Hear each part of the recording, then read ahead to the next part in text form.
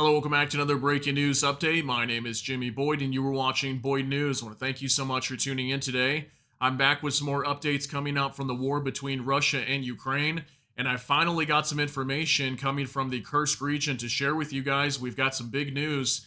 Looks like the Ukrainians, with their second incursion that they opened up just about a week or so ago, are pushing further north to the key town of Glushkovo, and if they end up taking over that city, this will cut off approximately 6,000 to 8,000 Russians just to the east of where Glushkovo is. And I'll show you guys on a map if you're not aware of this. We've been talking a lot about the Glushkovsky district, and Ukraine opened up a second incursion in the Kursk region, trying to cut off Russians that are fighting in this area and also splitting the district in half, making it easier to take over.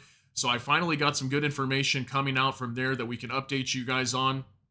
We also have information on the Eastern Front in Ukraine. It definitely appears that there's heavy fighting going on over there. This video footage that you're watching here is Ukrainian soldiers hopping out of an armored vehicle on over to the city of Kursk, okay? And I've got video footage coming out from there as well, showing heavy fighting happening right now just in the last day or so. So definitely the Eastern Front appears to be very wild at the moment. Lots of heavy battles taking place. So we'll talk about that as we move forward. So we've also got information today from the European Commission President, Ursula von der Leyen. She is in Kiev just today, and they announced a loan for 35 billion euros for Ukraine. So we're going to talk about that today as well. That's going to be huge for Ukraine. Lots of support coming to them. And also, lots of major fires breaking out all over Russia, but a lot of them in Moscow again, okay, in the Moscow region. So very interesting. We've got like at least 4 fires, I think, all over Russia to report to you today. So lots of warehouses burning to the ground. I think there was like a mattress, a large mattress facility. They sell like beds and stuff there burning to the ground. So I don't know what is going on in Russia, but definitely a lot of things have been burning lately over there. So we're going to update you on that. Then we've got a lot of other miscellaneous things to go over. So let's go ahead and start jumping right into the news today, guys. We're going to start out here with this post on X from Noel Reports. The European Commission will provide Ukraine with a 35 billion euro loan to support energy, bomb shelters, and schools, and domestically produced weaponry, including long-range drones and air defense systems, according to Ursula von der Leyen. Okay, so these first few posts that we're going to go over today are going to be regarding the EU Commission President, Ursula von der Leyen, and her visit to Kiev, meeting with Volodymyr Zelensky. Here's him right here, and Ursula von der Leyen. And then Rustem Umerov, the defense minister for Ukraine.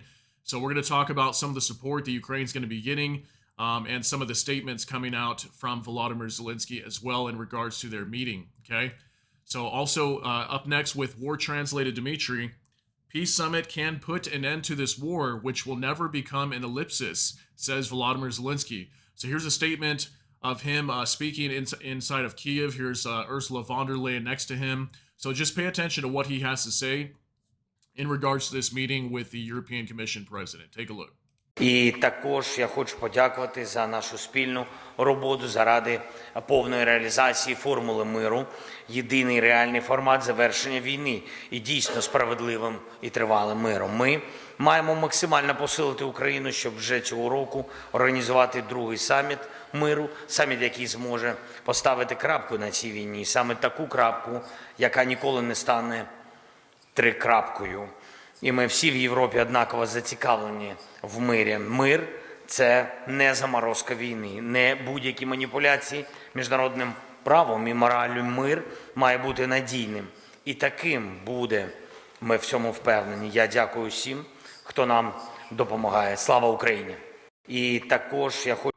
Okay, so according to this that we're seeing, we're definitely going to be witnessing a major peace summit coming up in either November or December, somewhere around that time. And I keep hearing that supposedly Russia should be attending this. It obviously won't be Vladimir Putin. Probably some sort of Russian delegation will show up. But we're hearing that, by next week, Ukraine's going to be presenting their peace plan to the United States, also to Kamala Harris and Donald Trump in case one of them become president. And then by the time we hit November, December, somewhere around there, we don't know exactly when. But around that time, we should be seeing a peace summit being formed.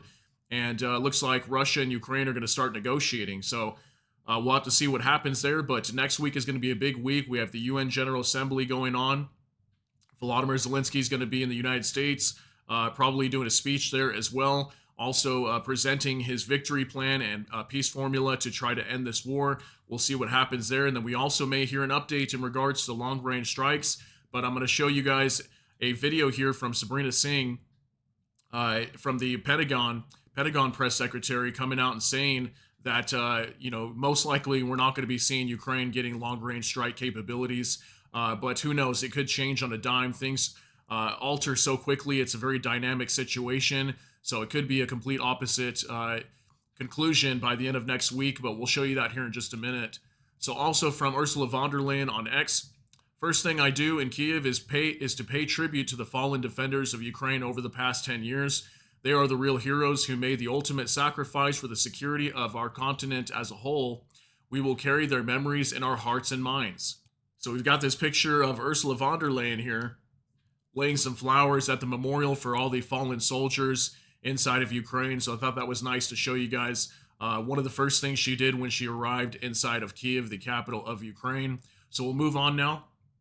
For military news UA, Ukraine will spend part of the EU loan for 35 billion euros on long-range missiles and drones, says Zelensky. Okay, so it looks like they're going to be spending a good majority of this loan as well to produce these missiles. This is their Neptune missile. As far as I know, I believe this is their upgraded one. I think they have like a short-range Neptune cruise missile, and then they also have a longer-range one. I believe, if I'm correct, this is the longer-range missile, but I know they are producing both of those right now. And then also they have their Palinitsia rocket drones that they're working on right now as well, and they recently announced that they needed funding for that, so I'm sure this 35 billion is definitely going to help them achieve that.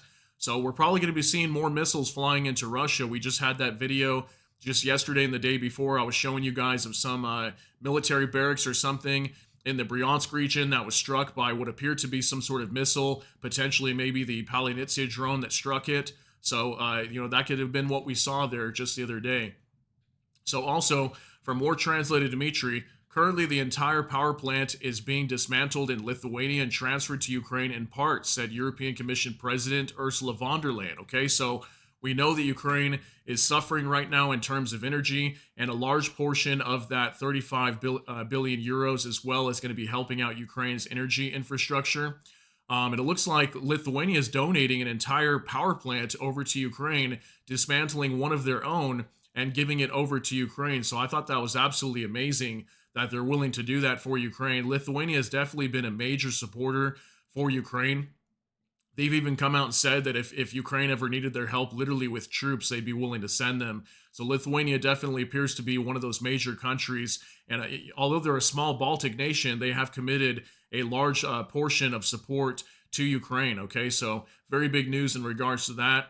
So we'll move on now to Max 24. The peace plan is designed for quick decisions by partners, which must take place between October and December without delay. Then the presented plan will work, says Zelensky. He will discuss the details of the plan with the U.S. president, since the plan contains points that depend on a positive decision by the U.S. So I think that's interesting that it stated that here, that it depends on a positive decision by the U.S. Zelensky has been coming out a lot and saying that. And we heard some reports, just like in the last week, that a large portion of Zelensky's victory plan is based on long-range strikes inside of Russia. So I would assume that a large portion of it is going to include that. That they obviously want to put pressure on Russia to try to get them to end this war, and maybe going after these airfields, striking them with missiles, whether it's Western missiles or their own missiles or the Palinitsia drones, whatever it might be. That seems to be a key objective for Ukraine. So I wonder if that's what he means by that when it comes to a positive decision, because that's what's been talked a lot about over the last couple of weeks is, whether the U.S. will allow Ukraine to strike inside of Russia. So I thought I would share that with you guys. So moving on now to Noel reports, U.S. Deputy Pentagon Press Secretary Sabrina Singh reconfirmed U.S.'s position on not allowing Ukraine to strike deep inside Russia at this point. I want to point out with what the secretary has said, there is no silver bullet that allows Ukraine to win this war. It is how all systems work together and how Ukraine uses them together. Ukraine is deploying all those capabilities, and they are very successful in doing it. A very long answer for we fear escalation with Russia. Okay, so about a minute long video of her speaking, basically saying that it's pretty much the same thing actually that Defense Secretary Lloyd Austin said not too long ago, that there's not one capability that's going to, turn the tide of this war for Ukraine. So that's essentially what she's going to mention here. But pay attention to what she says, because she's basically reaffirming that the U.S. is not going to allow Ukraine to carry out long-range strikes with U.S. missiles. Take a look. I want to point out, and what the secretary has said, as someone that has significant experience on the battlefield and understands how these things knit together, the secretary, whenever he talks about this, we've have been very clear. It's not a silver bullet. It's not one capability that's going to win the war or suddenly, unlock something for the Ukrainians. It's how all the weapons, all the systems knit together, and how the Ukrainians employ those together on the battlefield. That is how they are going to be successful. So again, it's not one system that all of a sudden X happens and it's a delusion. They've been able to, take back all their sovereign territory. It's not a silver bullet. It's how they all work together. And you're talking about U.S. systems, NATO systems, different European systems, and old Soviet systems all working together. And that is a challenge. And that is why, the Ukrainians continue to they're employing all these different types of capabilities on the battlefield and still being very successful at doing that. But it is not one system or capability that's going to be that silver bullet. Yeah. Thank you, ma'am. I wanted to ask about AUKUS Pillar 2. Okay, so very interesting, right? We continue to hear the same rhetoric coming out from the Biden administration, many top officials pretty much saying the same thing, that there's no silver bullet. There's no one capability that Ukraine can be given, even if they strike targets inside of Russia, that's going to turn the tide of this war or change the dynamics of how things are playing out.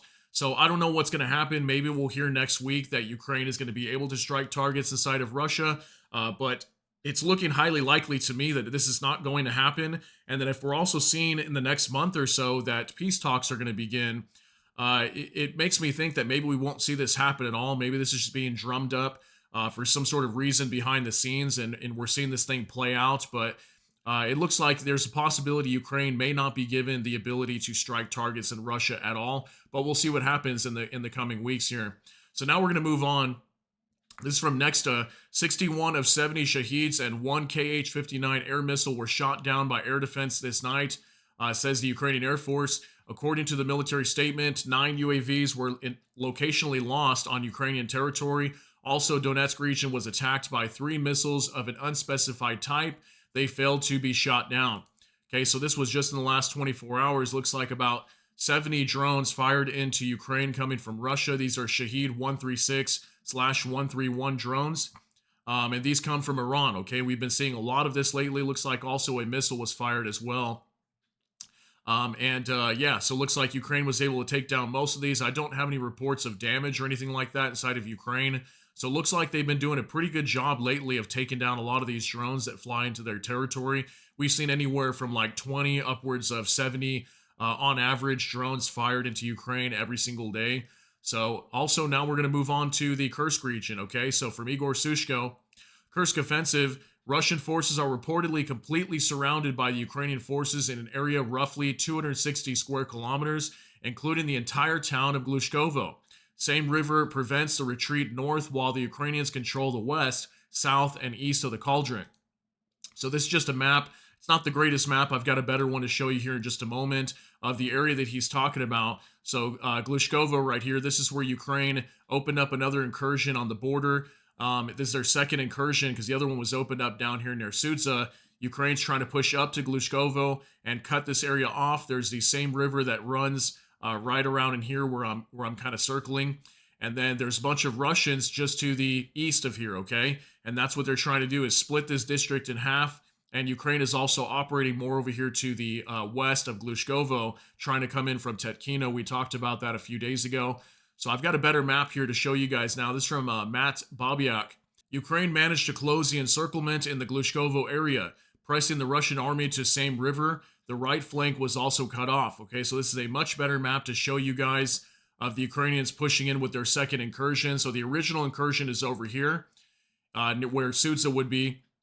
Then there's lots of Russians in this area here in the middle. So what Ukraine is trying to do when they open up their second incursion, there was the town of Novi Put, and then also a town of Obukovka just to the south of Veselo.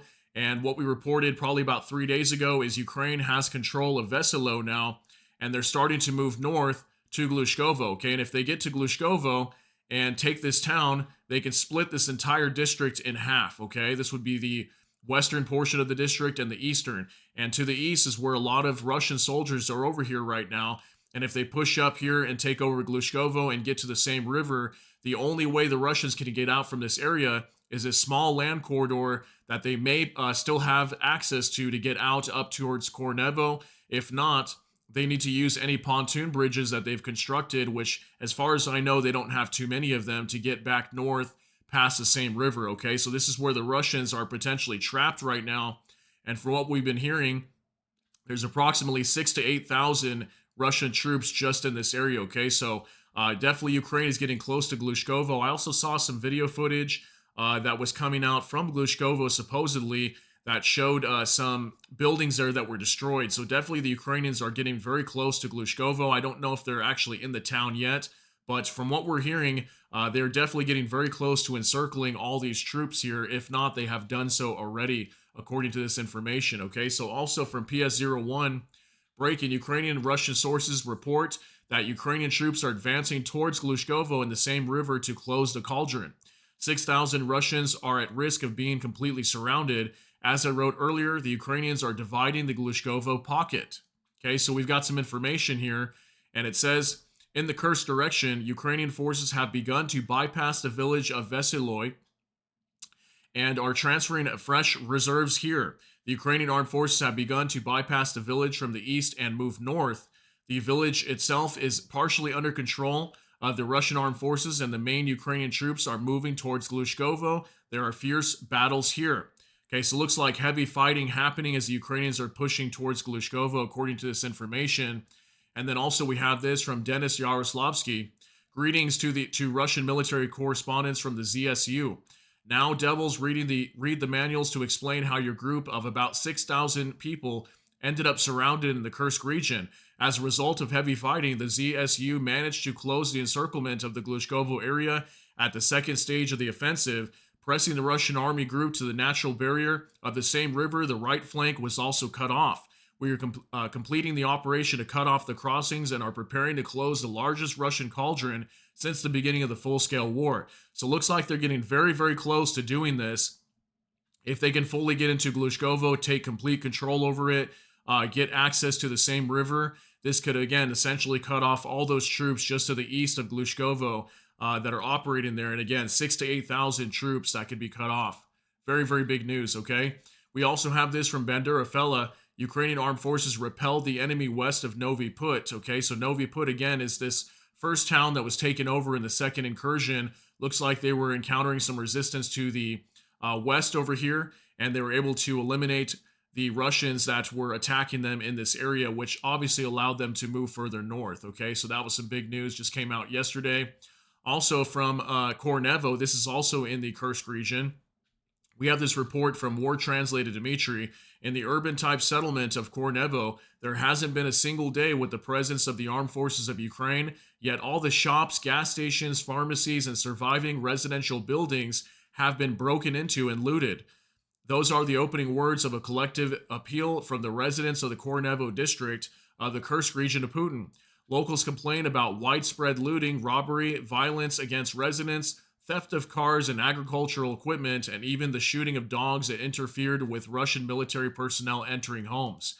So what I've been hearing a lot in regards to the Kursk region, many of these cities that are very close to the Ukrainian incursion right now, is that any citizens that are left behind in these towns, for example, the town of Kornevo here, which is a pretty good size city, very close to the Ukrainian incursion, and we've been hearing lots of looting, okay? Lots of businesses being destroyed, just the Russian soldiers coming in here, looting, taking everything.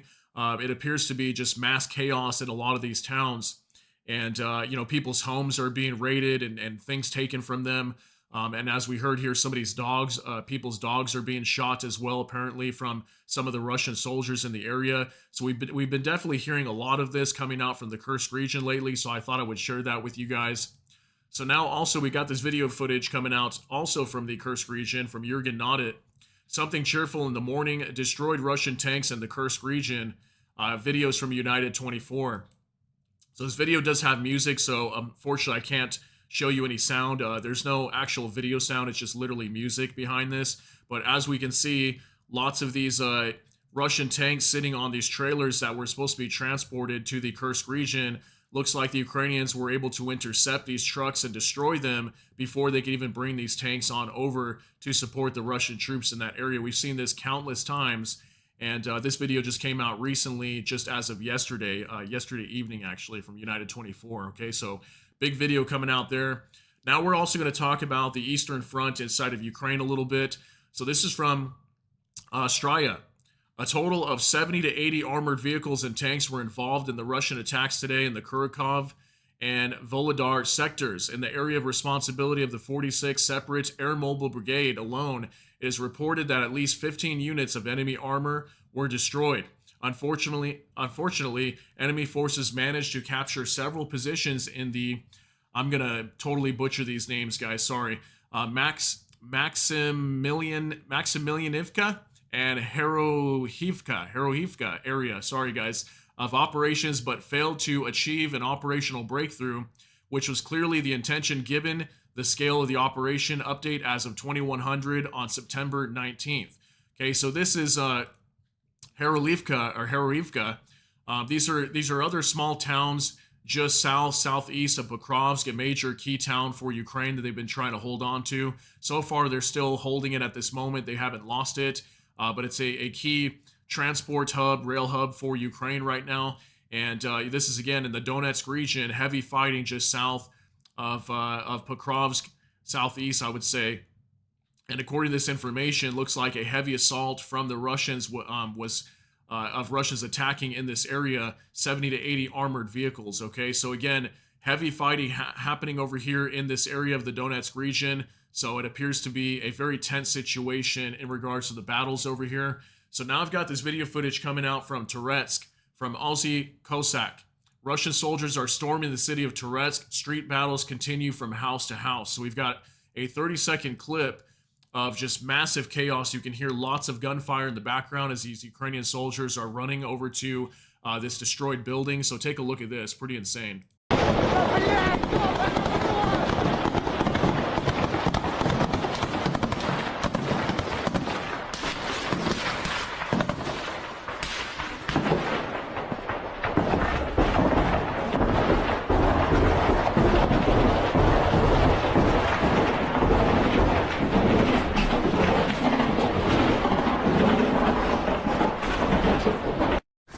Давай. All right, so as we can see here, heavy battles taking place on the Eastern Front. This is up in the Toretsk direction, okay? This is more like northeast of Pokrovsk, but I know the fighting has been very intense over here. Volodymyr Zelensky's come out many times and said that the town of Toretsk, it's just a major war zone over here, okay? The battles are very, very extreme. So, you know, we're continuing to see this with lots of video footage coming out from this area. So now we're going to move on from United 24 Media. The devastation caused by Russian aggression on Ukraine can be seen from space. Okay, so now I'm going to show you guys a few miscellaneous things coming out from Ukraine and also Russia. So this is satellite imagery showing what appears to be a carved out area in Ukraine from all the bombardments of this war, okay? You can definitely see that. It's basically flattened, okay? We can see all the, you know, the buildings and everything over here and actual structures.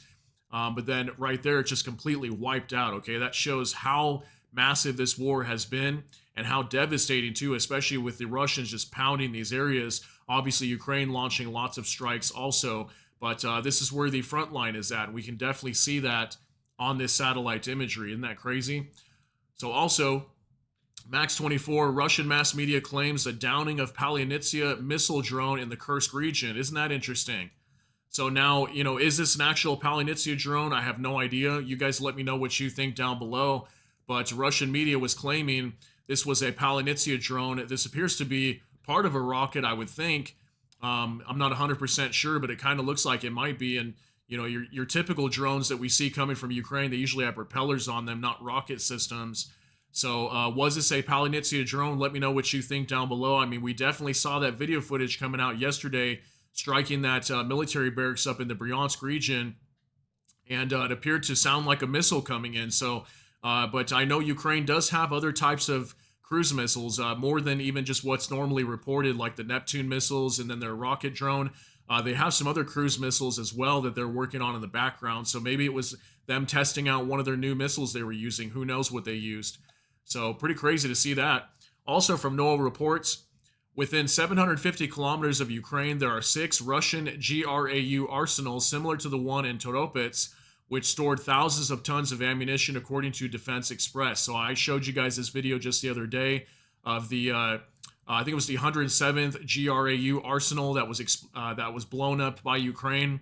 They struck it apparently with a bunch of drones just the other day. Huge fireball in the Tver region. It says Russia has about 24 large arsenals, most located in its eastern part. 6 of these are within range of 750 kilometers, which is the distance of the Ukrainian Palinitsia drone can cover. It is possible that Ukraine used this drone to attack the Toropets arsenal. These 6 arsenals are located in Tver, Novgorod, Vladimir, 2 of them, and Bryansk regions and North Ossetia. So looks like there's more of these major arsenals that Ukraine could go ahead and try to strike, and I'm sure they definitely will, especially if they have more of these Palinitsia drones that they can use. I would not be surprised if we start seeing more of these blowing up in the near future. I bet you anything too, this is a large part of Ukraine's victory plan. I would assume so, is to destroy these as well, because this is where all their missiles come from that they lob into Ukraine almost every day. Okay, so obviously this would be a major war objective for Ukraine. We also have this report from Jurgen Nodit. Ukrainian sources report that Russian Iskander missiles are currently flying northwest through the airspace of Romania and Moldova to hit targets in Ukraine. So Jurgen Nodit was reporting this. I wasn't seeing any other major reports, even on mainstream news or anything like this. So I don't know 100% if this is true, but if it was, this is a missile literally flying over Romania. That's huge, okay? So we'll have to see. Maybe we'll get more information later, but looks like it came from Crimea over Moldova, even flying over Romania, trying to strike some targets in western Ukraine. Okay, so if you guys hear anything about that, definitely let me know. But this was something that was shared just this morning on X. Now we're going to talk about some fires that have been breaking out all over Russia. I don't know what is going on over there. Are these sabotage events or what's happening here? But just fires all over the place at major facilities. This is from Igor Sushko. Russia military housing complex burned down in Engels. The city is home to a strategic bomber military airbase of the same name, often used in strikes against Ukraine. So it looks like a military housing complex catching on fire, burning to the ground. Take a look.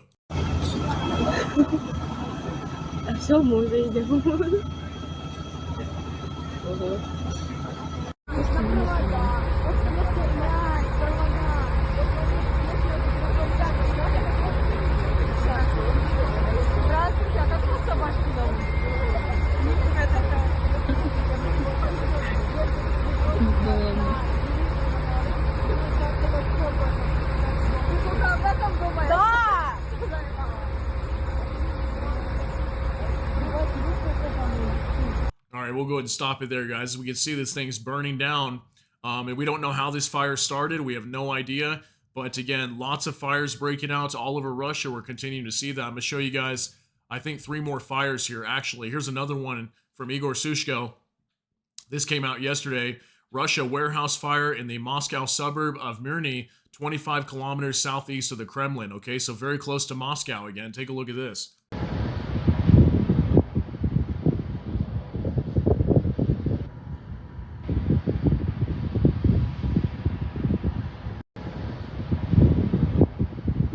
So another major fire inside of Russia once again. And I asked the question, you know, what are the causes of all these fires? Why is there so many of them happening? I mean, we've basically been seeing nothing but fires in Russia almost since, you know, like the beginning of this year. I've been reporting lots of fires all over Russia. We just had one just the other day. I think it was in the Omsk region. and it was some sort of like fuel and lubricants plant. Okay, and then we've had some facilities that produce like Shahed drones for Russia, or at least producing parts for them, replacement parts. So just lots of facilities burning to the ground here. Here's another picture here from Noel Reports. A cable manufacturing plant in Podolsk near Moscow is on fire. Once again near Moscow, on fire, covering an area of nearly 5,000 square meters.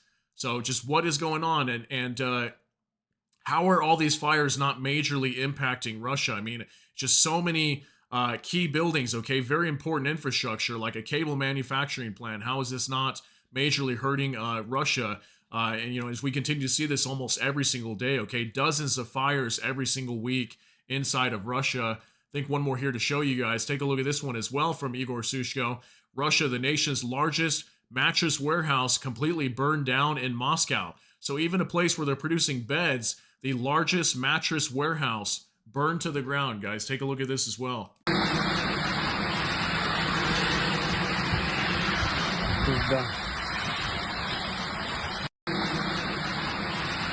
So it's really hard for me to believe that these are, just freak accidents, considering how many of them, how many fires we're seeing inside of Russia. It makes me think that these are people doing this on the inside. I know a lot of Ukrainians do live in Russia, so maybe it's Ukrainians coming in here to these facilities and trying to burn them to the ground to try to, put more pressure on Russia or whatever this is. But definitely lots of fires, guys. We've been continuing to see that a lot. Okay, so moving on now, we got two more posts to share here with you. Volodymyr Zelensky, the president of Ukraine, posts, and I am grateful to the IAEA General Conference for passing a resolution on the Zaporizhzhia nuclear power plant that reaffirms the need for Ukraine to regain full control of the plant and withdraw Russian troops and personnel from Zaporizhzhia nuclear power plant. Russia is the only terrorist regime in the world that has stolen a nuclear power plant, which is the largest nuclear power plant in Europe, turned it into a military base, and continues to use it for nuclear blackmail against our continent and the world. This is why nuclear safety is the first point on the peace formula, and this was one of the main topics on the first peace summit agenda. I am pleased to see that today's IAEA GC resolution furthers these important efforts. Only through collective determination and principled action will we be able to force the aggressor to stop its blackmail and terror. Every state that adheres to the UN Charter and common human principles must be interested in this for the sake of international peace and security. So very interesting, right? That Ukraine could potentially get control of this nuclear power plant again. Okay, we know that Russia's been controlling the Zaporizhzhia nuclear power plant for at least a year now, I think longer. And the IAEA General Conference passing a resolution to allow Ukraine to regain full control of this plant. So we'll see if that happens in the near future, but there is a possibility that Ukraine could maybe get this back, and we'll see if that happens. Okay, so one last thing to share with you guys. This is Maria Zakharova. She's the press secretary for the Ministry of Foreign Affairs for Russia.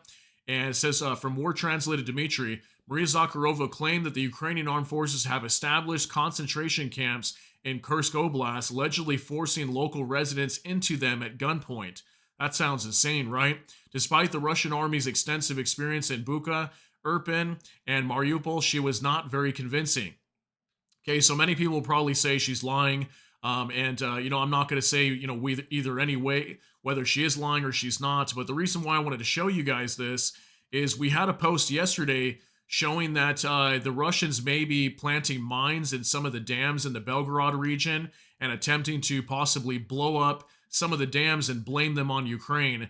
And, now that we're supposedly kind of seeing this war potentially come to a close if Ukraine and Russia start to negotiate soon, we're definitely seeing a lot of rhetoric like this where Russia's coming out saying that Ukraine is committing these, acts of terror and whatnot. So I want to show you this in regards to this because we're definitely seeing a major buildup to this with Russia trying to potentially pin Ukraine on some sort of crazy event that may happen. And we've even talked about the Kurchatov nuclear power plant, that there may be some sort of nuclear event that could happen there, may be blamed on Ukraine for this incursion into Russia. So take a look at what she has to say. Pretty insane. Это же просто один и тот же почерк. Имеются многочисленные данные свидетелей Они собраны штабом Российского Красного Креста в Курске. По сути, есть просто прямые данные, свидетельства о создании боевиками ВСУ в российском приграничии подобия концлагерей, куда они под дулом автомата помещают местных жителей по разным причинам, не сумевших покинуть небезопасные районы. Один из украинских военнопленных сообщил о готовившейся в Курской области атаке бандеровцев на пассажирский поезд. Вот все это документируется, в том числе документируются и новые факты расстрелов укронацистами в Курской области гражданских лиц и жестокого обращения с ним. Это же просто один и тот же. All right, pretty insane, right? To say that Ukraine is developing these concentration camps inside of the Kursk region, holding people at gunpoint, trying to put them in there, probably innocent civilians or whatnot. I think Russia was even recently coming out and saying something that the Ukrainians are shooting their own men. I think it was Abdi Aladin, the commander of the Chechen forces, that he was saying that Ukraine was essentially shooting their own troops if they were about to try to surrender to the Russians. We've been hearing lots of rhetoric like this coming from Russia's side. So who knows if this is true? It doesn't seem to be true to me. It doesn't make any sense why Ukraine would do that. But I wanted to share this with you guys because, again, we've been seeing a lot of talk about this, that, that Ukraine could be pinned on some sort of major event, just like I talked to you guys about these mines being planted at some of the dams inside of the Belgorod region. So I don't know if this is a plan that Russia has at some point in the near future to try to pin Ukraine on some sort of major catastrophe inside of their nation, to maybe allow them to, have some sort of major response onto Ukraine or whatever it might be, or maybe to sabotage negotiations. Who knows what's going to happen here? Because we know that that Ukraine and Russia should be negotiating at some point soon in the next coming months. So anyway, guys, that's going to be it for today's update, though. Lots of information today coming out from Ukraine and Russia. I hope you got something out of this update. If you did, please smash that like button. Also, if you enjoy my content, please consider subscribing down below. Hit the notification bell. That way YouTube can notify you. With that, hope you all have a great day. Everybody take care and God bless, and we'll see you in the next one.